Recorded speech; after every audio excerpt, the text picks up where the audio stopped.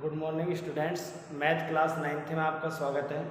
देखिए कि अपन 1.2 का अध्ययन करेंगे। परिमेय अपरिमेय संख्याओं के बारे में अपन ने अध्ययन कर लिया। तो क्वेश्चन है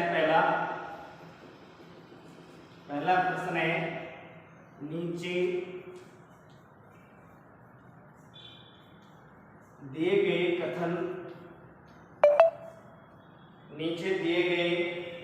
कथन सत्य है या असत्य, सत्य है या असत्य है। कारण के साथ उत्तर, कारण के साथ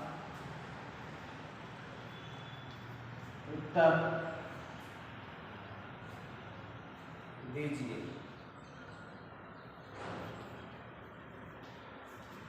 कारण के साथ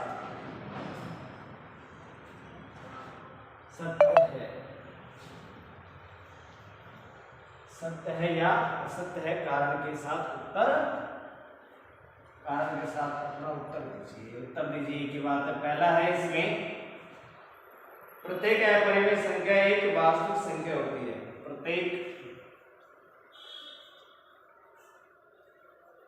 अपरिमेय संख्या एक वास्तविक संख्या होती है। तो आपको परिमेय संख्या की परिभाषा भी आनी चाहिए और अपरिमेय संख्या और वास्तविक संख्या दोनों की परिभाषा आपको पता होनी चाहिए। तो आप कथन को बता सकते हैं, यह सत्य होगा या असत्य होगा। तो यहाँ पर कथन क्या है, इसका हल लिखें। कथन सत्य है क्योंकि कथन सत्य है। इसका कारण आप ढूंढिए कि अपरिमेय संख्या तो कम होती है और वास्तविक संख्याओं का भंडार अधिक होता है। सीधी सी बात। दूसरी बात ये करें कि वास्तविक संख्या में परिभाषा क्या है, परिमेय संख्या और अपरिमेय संख्या दोनों को मिलाकर क्या बनती है, वास्तविक संख्या बनती है। जबकि अपरिमेय संख्या तो अकेली है, कम है, तो अपरिमेय संख्याएं वास्तविक संख्याओं के अंदर ही पाई जाती हैं। क्योंकि अपरिमेय संख्याएं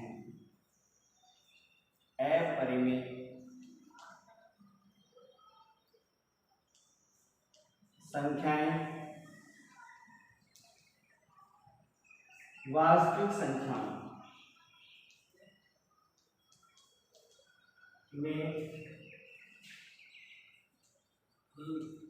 पाई जाती हैं।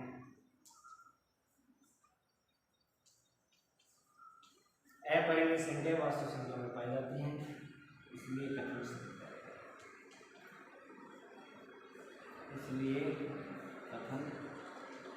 सत्य है। अगला देखिए, दूसरा जो प्रश्न है, इसमें कथन है कि संख्या रेखा का प्रत्येक बिंदु, संख्या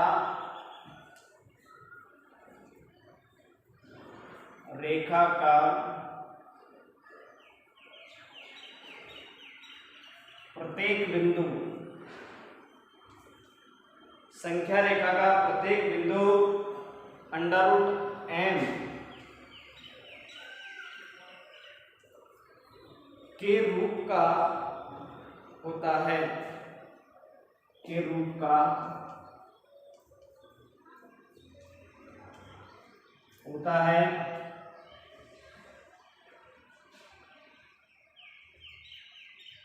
यहाँ m एक प्राकृत संख्या है।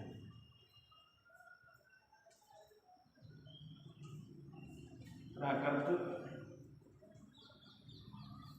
संख्या है। देखिए कि संख्या रेखा का प्रत्येक बिंदु, संख्या रेखा पर प्रत्येक बिंदु, यहाँ पर बात की जाए कि m एक प्राकृत संख्या है, ठीक है, m प्राकृत संख्या वहां तक तो ठीक है, लेकिन संख्या रेखा का प्रत्येक बिंदु, तो संख्या रेखा पर तो माइनस की संख्या भी पाई जाती है और प्लस की संख्याएं पाई जाती हैं, तो माइनस की संख्याओं का वर्गमूल संभव है नहीं, इसलिए इनको संख्या रेखा पर नहीं दर्शाए जा सकते। तो केवल प्राकृत संख्याओं की बात थोड़ी कर सकते हैं अपन m के लिए, संख्या रेखा का प्रत्येक बिंदु।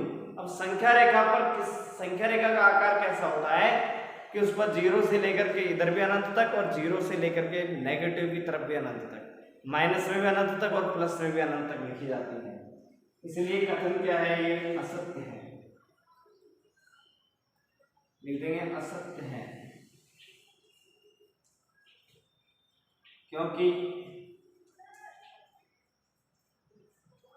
प्रत्येक बिंदु के लिए संख्या रेखा के प्रत्येक बिंदु की बात कर रहा है। तो संख्या रेखा की बात करें तो संख्या रेखा पर तो ऋणात्मक संख्या भी होती है और धनात्मक संख्या भी होती है, तो प्रत्येक बिंदु अंडर रूट m के रूप का नहीं होता है, क्योंकि माइनस की संख्या किसी का भी वर्गमूल नहीं होती है। कथन असत्य है, क्योंकि संख्या रेखा पर ऋणात्मक संख्याएं, ऋणात्मक संख्याएं होती हैं जिनका वर्गमूल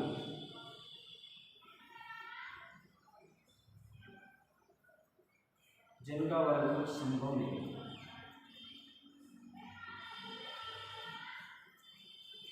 जिनका अपन वर्गमूल नहीं कर सकते, क्योंकि कथन असत्य है। क्या कारण है?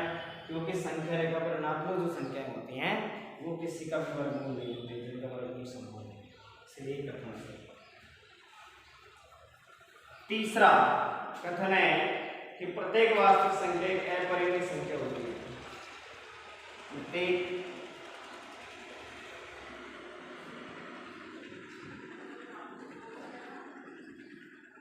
वास्तविक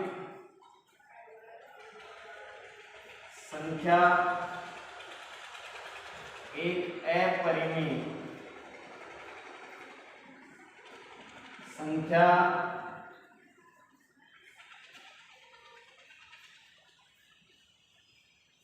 होती है। ठीक है, तो देखिए प्रत्येक वास्तविक संख्या एक अपरिमेय संख्या होती है। कथन असत्य है, क्योंकि वास्तविक संख्या प्रत्येक वास्तविक संख्या है अपरिमेय संख्या, क्योंकि वास्तविक संख्याओं में तो परिमेय संख्या भी होती है और अपरिमेय संख्या भी होती है। यह बात करी जाए, कथन असत्य है।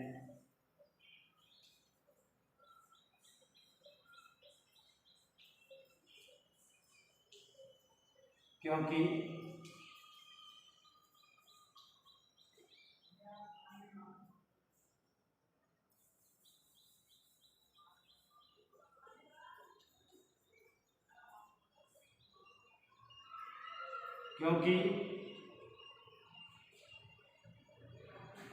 दो परिमेय संख्या वास्तविक संख्या है, वास्तविक संख्या है, परंतु अपरिमेय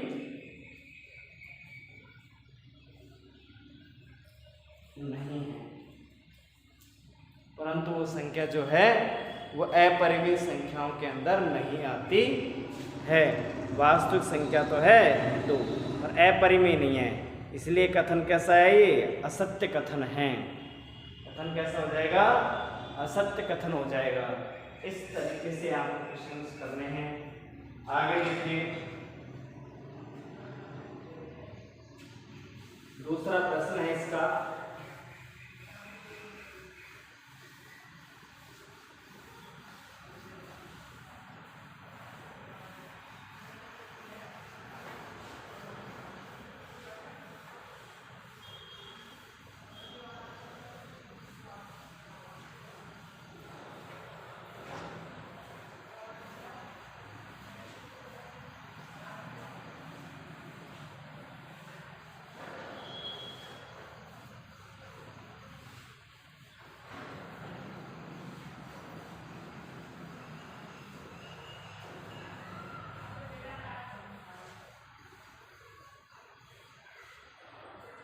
देखिए दूसरा प्रश्न है अपना, वह क्या सभी धनात्मक पूर्णांक के वर्ग मूल अपरिमेय होती हैं।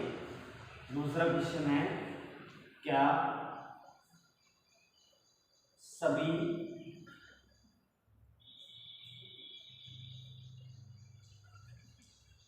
धनात्मक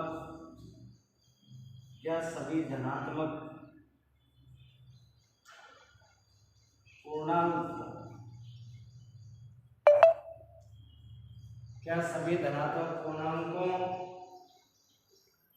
सभी धनात्मक पूर्णांकों के वर्गमूल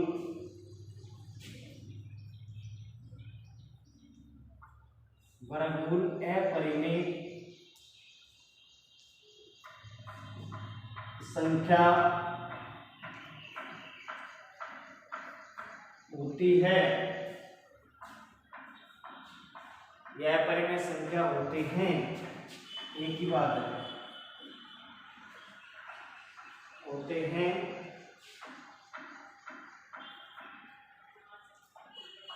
देखिए ये कह रहा है यदि नहीं तो यदि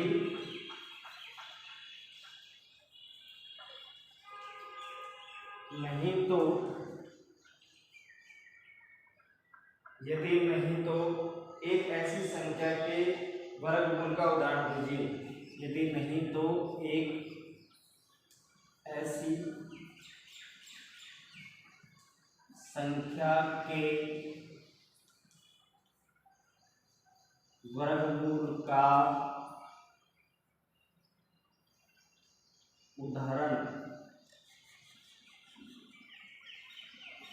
उदाहरण दीजिए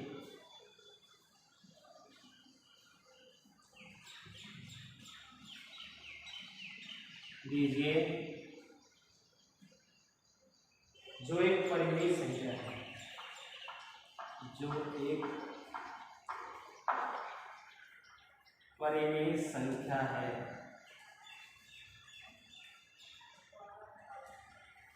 ये कैसी है, परिमेय संख्या है। तो आपको परिभाषा लिखवाई थी अपन ने, कि परिमेय और अपरिमेय संख्याएं।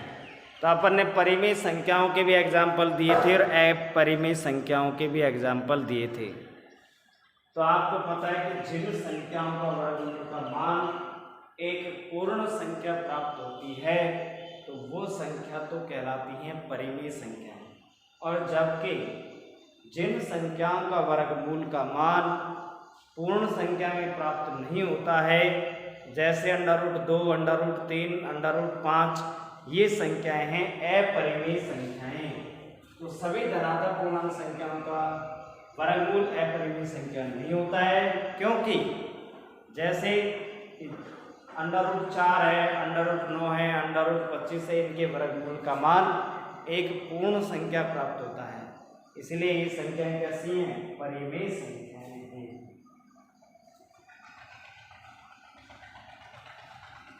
इसका लिखेंगे सभी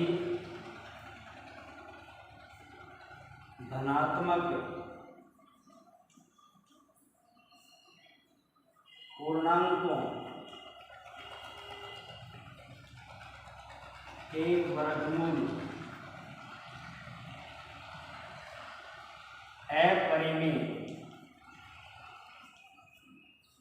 अपरिमेय संख्या नहीं होती है,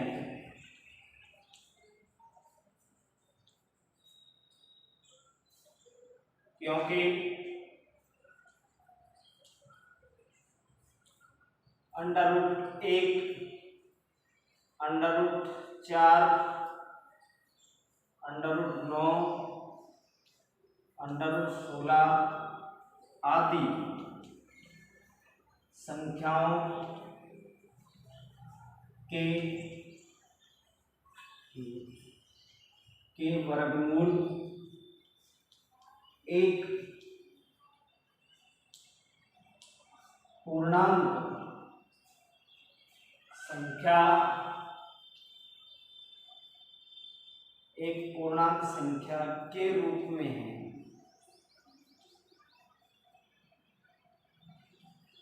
इसलिए ऐसी संख्याएं परिमेय संख्या होती है। ऐसी संख्याएं परिमेय संख्या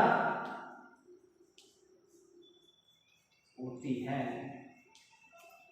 और एक बात समझ में, ऐसी संख्या क्या होती है परिमेय संख्या? क्या सभी धनात्मक पूर्णांक संख्याओं के वर्गमूल अपरिमेय संख्या होते हैं?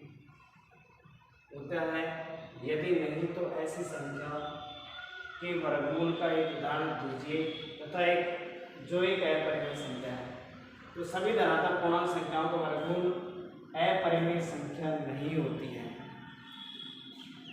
क्योंकि √1, √4, √9, √16, √25, √49 बहुत सारी संख्याएं हैं।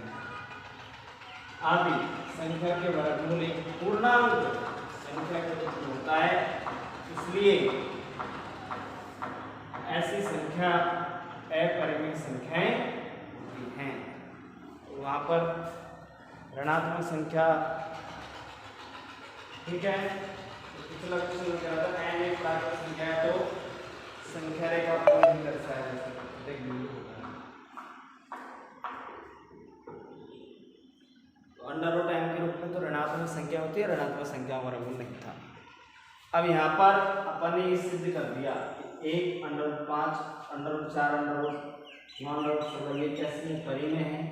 इसलिए क्या है, प्रत्येक सभी धनात्मक पूर्णांक, तो सभी थोड़ी होते हैं, √2, √3 ये होते हैं परिमेय संख्या। √15 है, √17 है, √19 है, ये हैं अपरिमेय संख्याएं जिनके वर्गमूल का मान पूरा प्राप्त होता है, वो तो परिमेय संख्याएं होती हैं। Thank you. क्वेश्चनों को दोहराया, सवाल